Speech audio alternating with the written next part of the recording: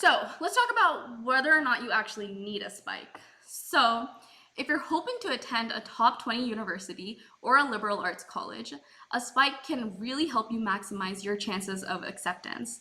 And less competitive schools, you will usually accept a lot of well-rounded applicants, but when you're looking at more elite schools, usually they want someone who is going to be an expert in their field, right? So they want students that have really well-defined passions and have thought about what they want to pursue in the future. And these students are proven to already be successful in their fields, like potential fields they want to pursue, and are likely to be successful again in the future, which reflects really well on the college, which is why they are more likely to accept you, because they know that you're going to help boost up their college name and bring prestige to the school as well. Normally, when you think of a well-rounded applicant, you're like, oh, that is what colleges are looking for. But they don't necessarily want a class of well-rounded individuals. Yes, a college is probably looking to create a well-rounded class overall, but they don't want a bunch of individuals that are only well-rounded, if that makes sense. So instead, think of it in the sense that they're trying to fill specific roles in their student bodies. So they probably want someone to play the oboe in the orchestra, or they probably want the next leader of the Muslim Student Association.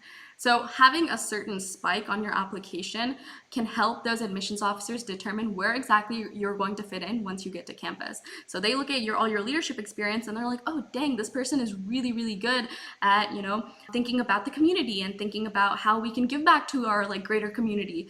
We know they're going to be involved in a lot of community service or volunteer efforts when they get to campus. So very clearly, they're going to know exactly what role you fill, which is how they're going to create a student body that's really diverse and comes in with a bunch of interests, but also has their own specific goals and interests of their own that allow them to create a whole student body that's really, really different from each other. So it's a whole well-rounded class, but not a class of well-rounded individuals.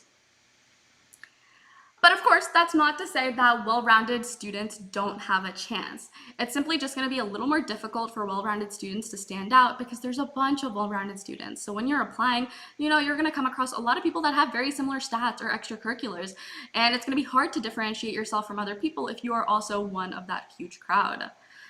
That said, you shouldn't change yourself to conform to what you think colleges want to see. I think that's the big issue when it comes to the admission cycle. You are trying to figure out what college admissions officers are going to like when they're reading your application. But ideally, you should be figuring out what are your own interests, what are things that if you pursue, you're going to demonstrate your passion and love for when you're applying, rather than just figuring out what's going to make the admissions officers happy. So if you feel like right now at this stage you are a pretty well-rounded student, that's completely fine.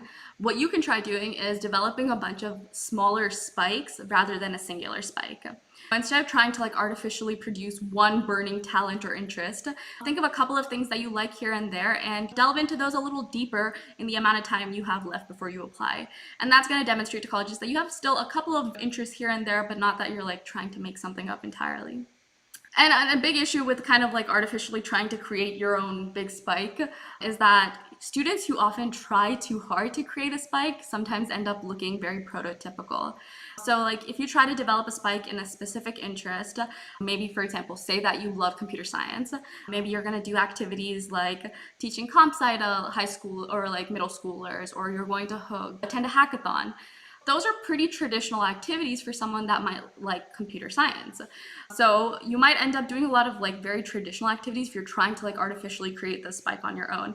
And that's not going to help you stand out, because then again, when the admissions officer is reading your application and they're comparing it to someone else who's applying as a comp sci major, they're going to see very similar activities. And once again, you're not going to be able to differentiate yourself. So that's why it's really important to approach the college application spike in a more nuanced way. And we'll be offering a lot of tips on how to do just that. And I'll do that towards the end of the stream when I talk about how to develop your own spike.